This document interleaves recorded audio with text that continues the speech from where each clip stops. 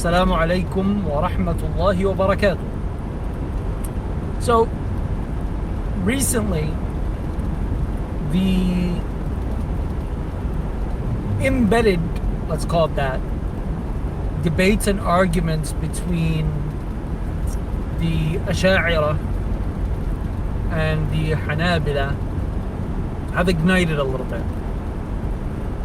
Let's bear in mind that there's also embedded debates and arguments between the Ash'ari and the Maturidiyya, right?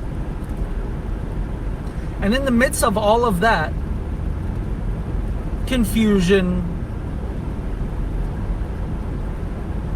trials, tribulations, little disrespect, what I like to call it, it's a merge between what would be considered an acceptable criticism or refutation versus a diss track or diss record.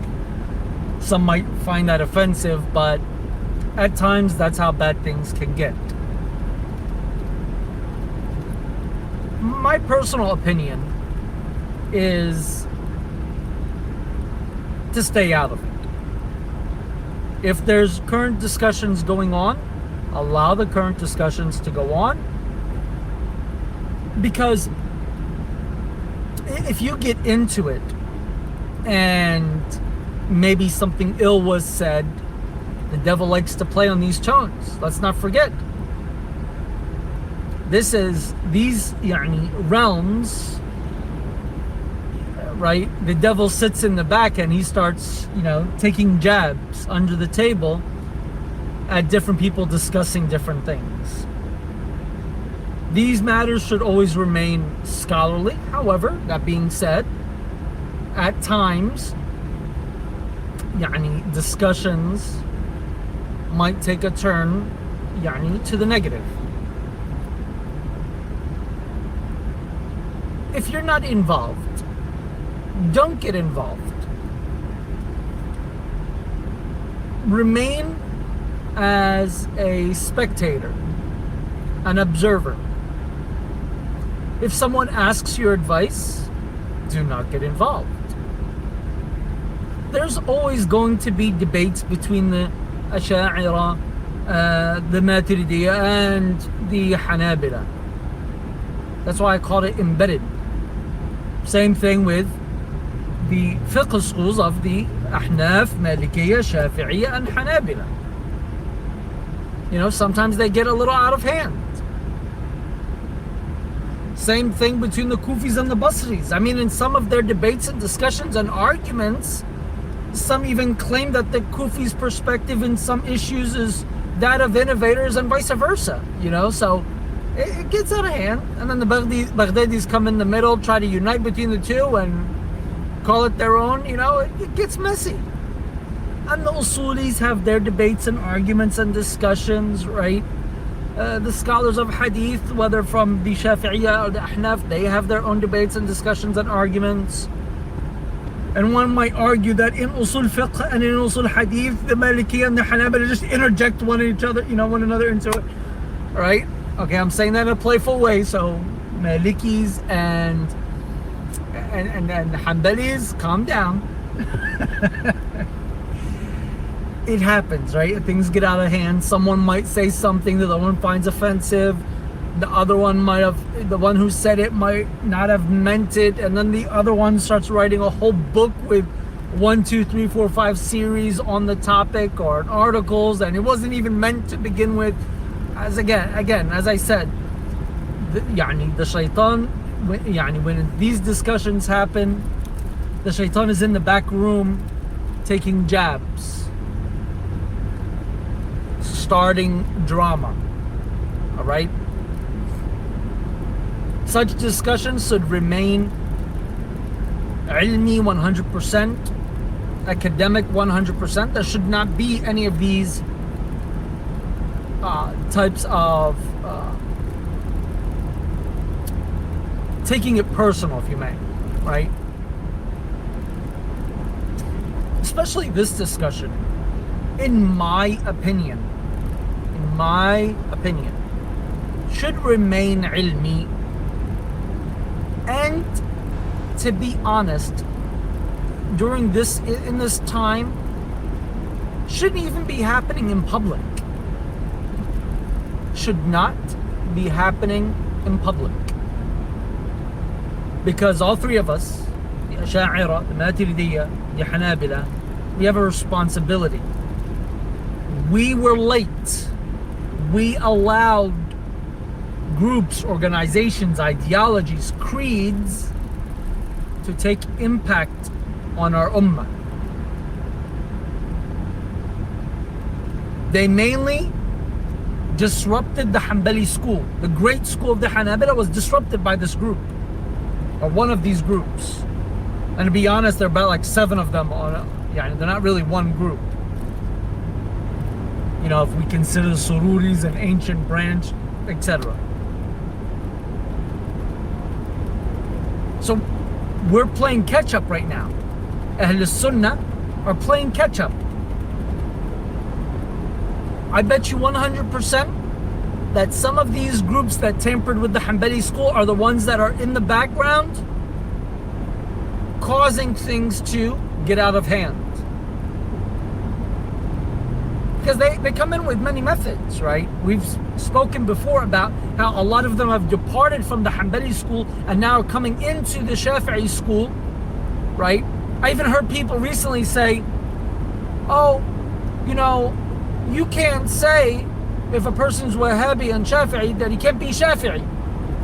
Even an atheist could be a Shafi'i. It's like people, spies and intelligence organizations in different countries become experts in fiqh schools. You cannot take that away from them. Yeah, but doesn't mean I'm going to sit down and listen to them. Sure, a kafir, a mulhid, an atheist might be a specialist in the Shafi'i school. Does not mean that he's a Shafi'i scholar. Does not mean that he's a Shafi'i teacher. And anything he says, I don't care if it is mujma' alayhi amongst the Shafi'iyya. There's consensus. There's no difference of opinion in it. If that mulhid has said it, if an atheist is quoting and say the Shafi'i has said XYZ, if you're a Shafi'i, your automatic response should be kadhab. I don't care if he quotes 50 of the Shafi'iyya books.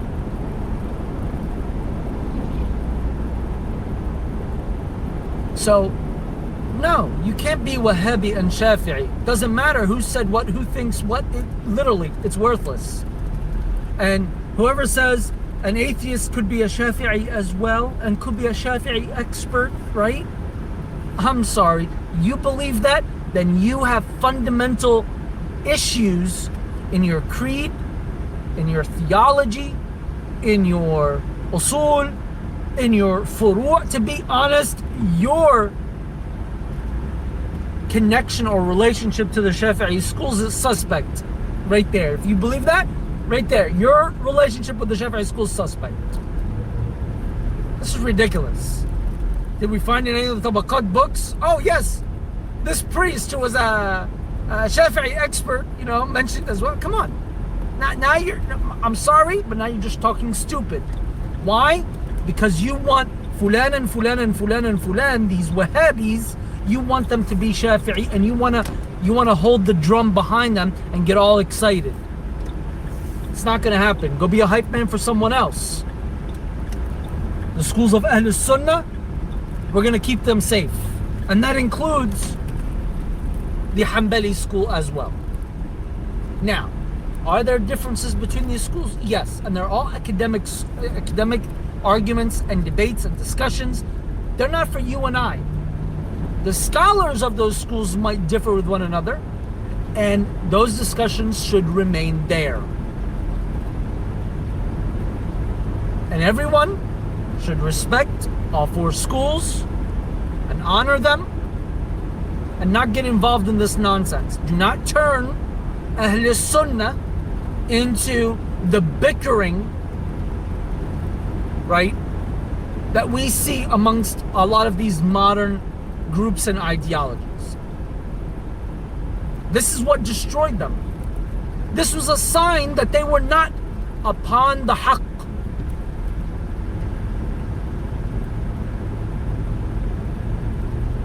And this is why I'd say, do not get involved in these discussions. We're not scholars. We're barely students of knowledge. Whatever you say is going to be based upon emotion 100%. Trust me. Think about it for a minute. Whatever you're going to say is going to come out of emotion. No, this is my school. We know it better than that school. Right? Oh, I'm going to follow this scholar. You just negated the Ash'ari madhab when you say, I'm going to follow this scholar. You just negated it. Do not get involved. There are debates and arguments. Let's not forget, even in the Shafi'i school, Imam al-Shafi'i, الرد على مالك, الرد على Muhammad ibn al-Hasan, right? That's fine. This is not for the young students. This is for the scholars to discuss matters that they see fit can be matters of discussion and debate. Now, who's right, who's wrong? Guess what? These are embedded differences. Meaning, you'll never come to a final answer of who's right, who's wrong. In other words, unless you're a scholar, stick to your school, be quiet. I'd say the same exact thing in fiqh.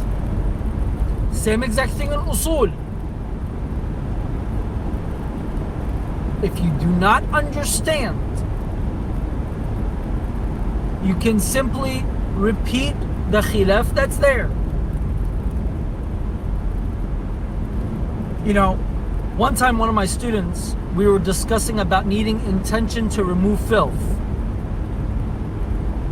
And as I'm presenting the three awjuh, a lot of people think there's only two, but there's actually three awjuh in the madhab. One, you don't need it, and that's the sahih opinion. One, you do need it, and that's a weak opinion. It's attributed to Ibn Surayj and Imam al-Haramain. Imam, he doubted that, that's true. Abu Sa'id al-Sa'luqi said it. He brought some arguments for it, so we know that he said it for a fact. Ibn Salah mentions in his Fawaid a third wajh that a lot of people missed over, and that was in his Fawaid when he was traveling. The wajh was that if the filth is on the body, then you need to have an intention. If it's on something else, then you don't need to have it. There's actually said there's a fourth one. I haven't been able to find its source, but the fourth one says if it's on the upper body, yes. If it's on the lower body, no. But a lot of them rejected this one right off the back. Like, they'll mention it, but won't even call it a wajh. Like, they'll simply say it doesn't make sense. It would make more sense if you said if it was on the limbs of the wudu, and that would make more sense, etc., etc., etc. But see, my student, he was like, I think I automatically stopped the class and we went to about into an hour of, who are you? You don't get a right to think. Think about what, ya habibi? Think about what? You don't even speak Arabic. Think about what? If I tell you define najasa, you might stutter. Think about what? So, and trust me when I say this, that is the case for the majority of students. As a matter of fact, I'll tell you something even better. The majority of people that teach Shafi'i fiqh will stutter in defining najasa. Forget about hadath.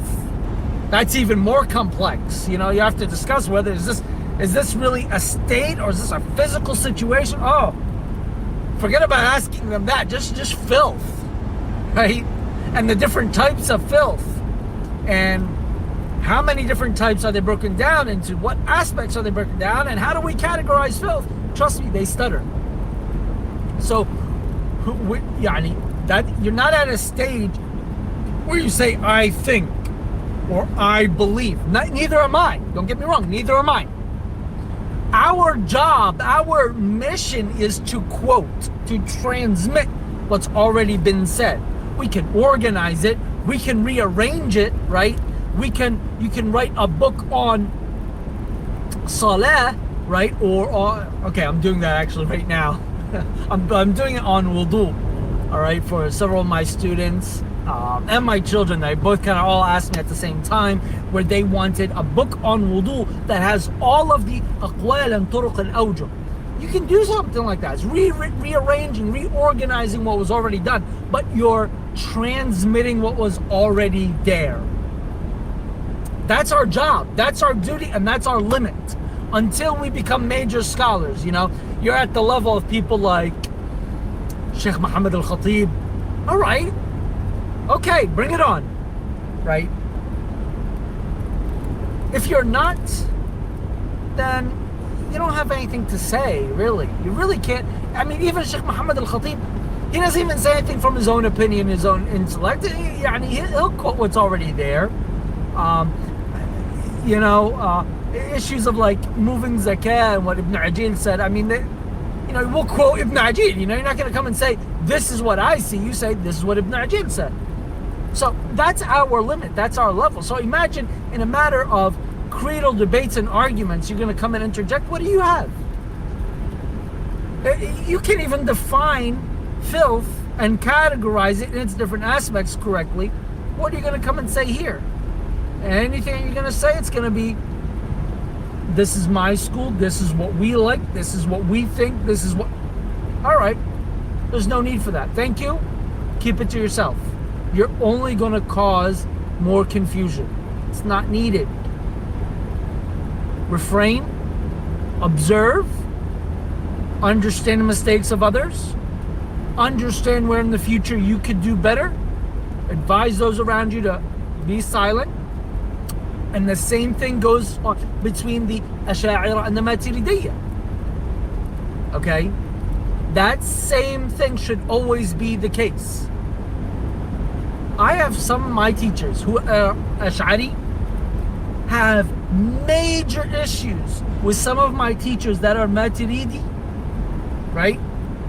I mean, they go at each other very, very hard and difficult. They're my teachers. I respect them both. I benefit from them both. End of story. These are embedded arguments. They will never go away. Let's make our generation, okay, a generation that has some wisdom, does not spread it through the masses, because these things existed during the time of Imam al-Nawawi. Did you see him say anything? Huh? I mean, we start our fiqh books with arguing about wudu al-Hanafi, right? Did it go beyond that? It did not. So, take a deep breath.